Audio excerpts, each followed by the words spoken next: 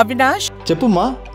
దగ్గరలో ఉన్న మెడ్ప్లస్ కు వెళ్ళి మెడ్ప్లస్ బ్రాండ్ మెడిసిన్స్ అని అడిగి కొనుక్కునరా. అక్కడ 50 to 80% తగ్గింపుకు వస్తుంది. మీరు తీసుకునే అదే మందులు, అదే నాణ్యమైన మందులు, కానీ సగం ధరకే.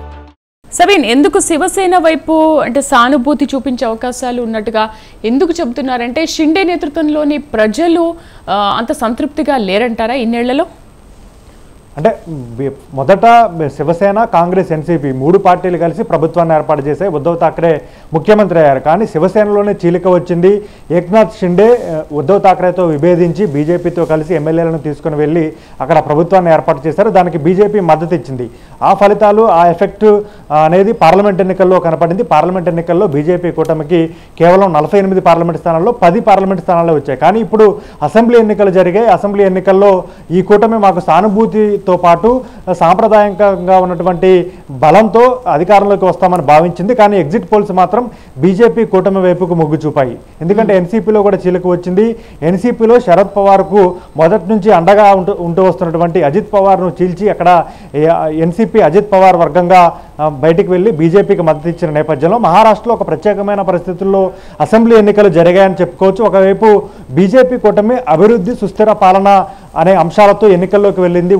ఓటర్లను కూడా ఇదే రకమైన నినాదంతో ఆకట్టుకుంది. మరోవైపు కాంగ్రెస్ నేతృత్వంలోని మహా వికాస్ అఘాడీ కూటమి బీజేపీ ప్రాంతీయ పార్టీలను చీల్చి రాష్ట్రాల్లో అధికారంలోకి వస్తుంది. మహారాష్ట్రలోనూ అదే రకంగా చేసింది. బీజేపీ కూటమిని ఓడించాలనే ధ్యేయంతో మహా వికాస్ అఘాడీ కాంగ్రెస్, ఎన్సీపీ శరద్ పవార్ వర్గం, శివసేన ఉద్ధవ్ ఠాక్రే వర్గంతో పాటు సిపిఎం పార్టీ, ఇతరత్ర చిన్న పార్టీలను కలుపుకొని మహావికాస్ అఘాడీ పోటీ చేసిన పరిస్థితి కనబడుతోంది. 288 అసెంబ్లీ స్థానాలకు జరిగిన అసెంబ్లీ ఎన్నికల్లో 145 స్థానాలు ఏ కూటమి సాధిస్తే ఆ కూటమి ప్రభుత్వాన్ని ఏర్పాటు చేసే అవకాశం కనబడుతోంది.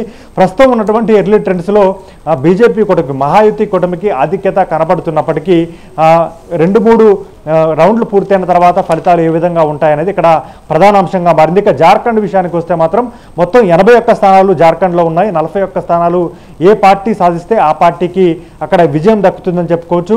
జేఎంఎం అధినేతగా ఉన్నటువంటి హేమంత్ సోరెన్ ఇప్పుడు రాష్ట్ర ముఖ్యమంత్రిగా కొనసాగుతున్నారు. JMM, Congress party, CPIML, RJD ఈ పార్టీలు ఒక కూటమిగా, బీజేపీ, ఆల్ జార్ఖండ్ స్టూడెంట్ యూనియన్తో పాటు ఆర్జేడీ జేడీయూ ఈ పార్టీలు కలిపి ఒక కూటమిగా పోటీ పడుతున్నాయి. మొత్తం 81 స్థానాలున్న జార్ఖండ్ అసెంబ్లీలో 41 స్థానాలు ఏ కూటమి సాధిస్తున్నది ఇక్కడ ప్రధాన అంశంగా మారింది.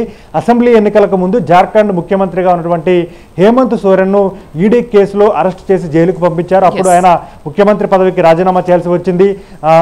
సమీప బంధువు, జేఎంఎంలో మొదటి నుంచి కీలకంగా ఉన్నటువంటి చంపై సోరెన్ను హేమంత్ సోరెన్ ముఖ్యమంత్రిగా చేశారు. ఆ తర్వాత జైలు నుంచి బయటకు వచ్చిన తర్వాత హేమంత్ సోరెన్ తిరిగి ముఖ్యమంత్రి అయ్యారు. ఆ తర్వాత జేఎంఎంలో కూడా చీలిక వచ్చింది. చంపై సోరెన్ బీజేపీలో చేరి ఇప్పుడు బీజేపీ అభ్యర్థిగా, ఎమ్మెల్యే అభ్యర్థిగా పోటీ చేస్తున్నారు.